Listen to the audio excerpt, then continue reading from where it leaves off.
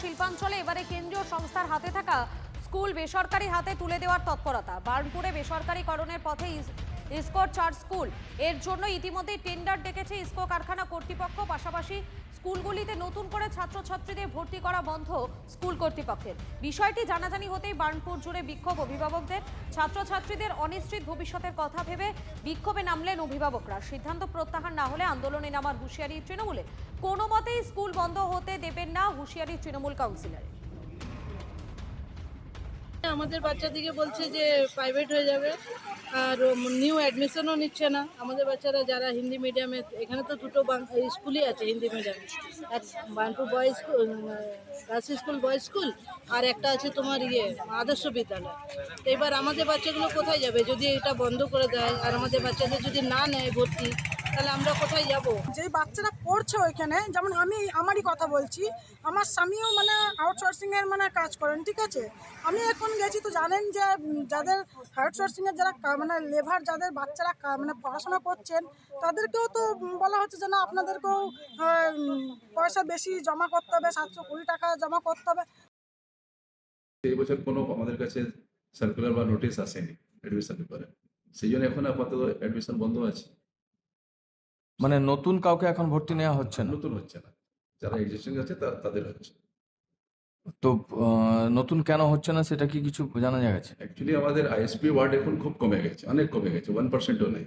সেই জন্য ম্যানেজমেন্ট চাইছে না স্কুলটাকে ইয়ে করতে। যদি আইএসপি ওয়ার্ড থাকতো, নিশ্চিত থাকতো স্কুল। তো এইখানে আপনার কতগুলো মানে কতজন ছাত্র আছে এখন? আমাদের 840 ছাত্রের মধ্যে মাত্র 9 জন আছে আইএসপি ওয়ার্ড, বাকি সব নন আইএসপি। এই আইএসপি স্কোর সিএসআর আছে, মানে কর্পোরেট সোশ্যাল রেসপন্সিবিলিটিস। তো আমরা দেখতে পাচ্ছি যে সোশ্যাল রেসপন্সিবিলিটিসগুলো, সেগুলো থেকে আস্তে আস্তে এরা নিজেদিকে সরিয়ে নিচ্ছে।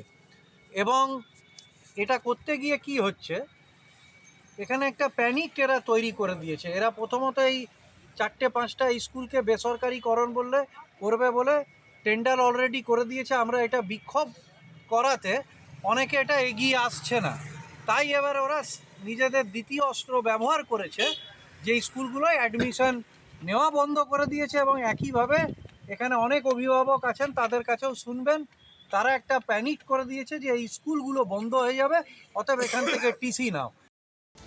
এবার আপনাদের দুটো হাতির গল্প বলি। ম্যানিলার মালি এবং কেনিয়ার ক্রেগ দুজনেই ছিল সারা পৃথিবীতে বিখ্যাত, দুজনেই মারা গেছে। মালি বছর দুয়েক আগে, মালিকে বলা হতো দুনিয়ার নিঃসঙ্গতম হাতি। আর ক্রেগ গত সপ্তাহে মারা গেছে। ক্রেগ ছিল সারা দুনিয়ার মধ্যে সবচেয়ে জনপ্রিয় হাতি।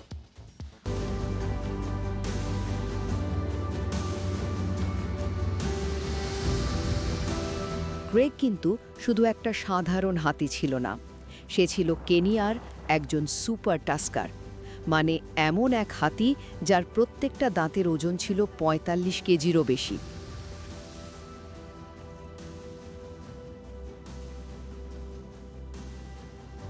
আর ওর জীবনটা জানেন তো, বন্যপ্রাণী সংরক্ষণের একটা দারুণ প্রতীক হয়ে উঠেছিল। তো প্রথমত, ক্রেগ ঠিক কেন এত বিখ্যাত ছিল? আসল কারণটা হলো ওর বিশাল, মানে প্রায় মাটি ছুঁয়ে যাওয়া দাঁতগুলো, যা ওকে আফ্রিকার শেষ কয়েকজন সুপার টাস্কারের একজন করে তুলেছিল। শুধু তাই নয়, ওর শান্ত স্বভাবের জন্যেও ও ছিল সবার প্রিয়। এমনকি কেনিয়ার বিখ্যাত টাস্কার বিয়ারের ব্র্যান্ড অ্যাম্বাসেডরও হয়েছিল সে।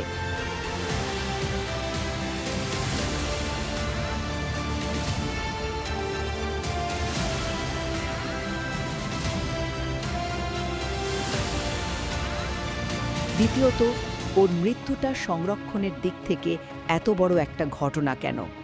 সবচেয়ে অবাক করা বিষয়টা কি জানেন? এত দামি দাঁত থাকা সত্ত্বেও ক্রেগকে কিন্তু চোরা শিকারীরা মারেনি। ও 54 বছর বয়সে একেবারে স্বাভাবিকভাবে বার্ধক্যজনিত কারণে মারা গেছে। আর এটাই কেনিয়ার চোরা শিকার বিরোধী অভিযানের একটা বিশাল সাফল্য প্রমাণ করে। এবং সবশেষে ক্রেগের উত্তরাধিকারটা কি?